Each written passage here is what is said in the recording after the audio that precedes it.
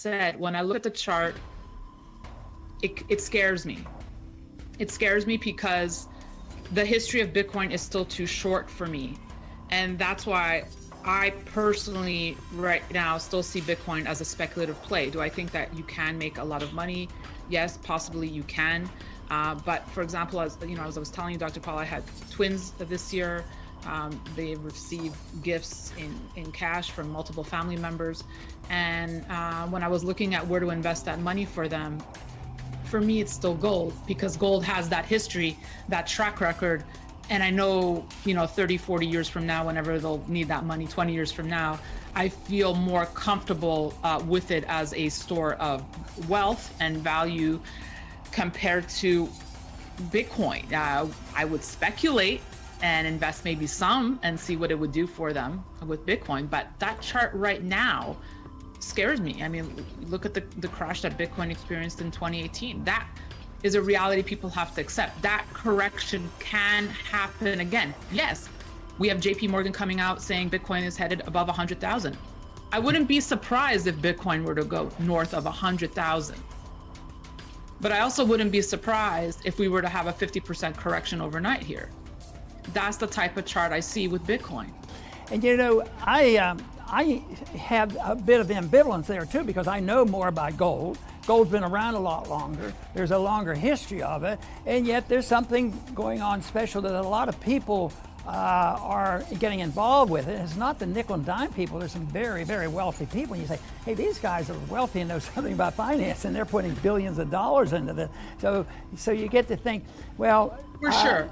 You get sort of stuck in the middle. But the way I get to explain this to myself and to others is that in Congress, I was a strong supporter of competing currencies. I want to reduce the power and scope of the Federal Reserve, and therefore you want competition. If you want competition, people should be able to use a basket of currencies, a basket of commodities and what these are. So there should be no laws and restrictions against somebody using cryptocurrencies and Bitcoin. But I always have one admonition about that is, yes, you can use anything you want, but you cannot flip over and get involved in fraud. Then you become like the Federal Reserve. That's why we have such trouble, with the dollar. There's too much fraud going on.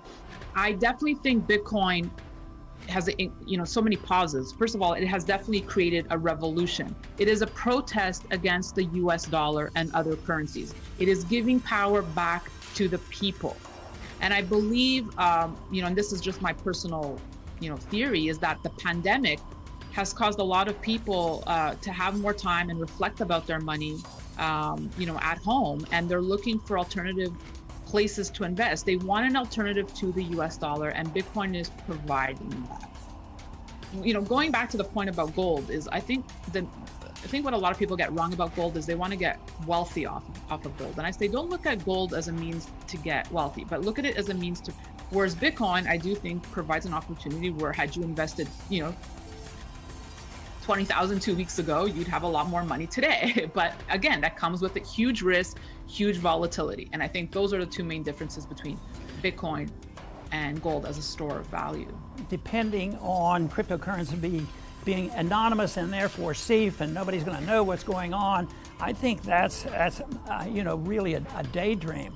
Because as much as we who do a lot more work in gold say, well, this is real independence. One of my litmus tests is, well, if you get stuck in Vietnam and you can't get out and you're desperate, you're going to get out with gold easier than anything else. When push comes to shove, that's what is really going to be helpful. And the Bitcoin, should be absolutely legal. The fraud has to be canceled. One thing is when gold, because they say gold can't avoid that either. Just think, the first thing that the Roosevelt government did in 1934, 33 it was confiscate gold, and we couldn't own gold until 1975. And so, and they manipulate prices all the time because gold reflects the dollar. And you already mentioned, the importance of the dollar. And if they affect and manipulate gold, like fixing gold at $35 an ounce for 30 years, I mean, that's fictitious.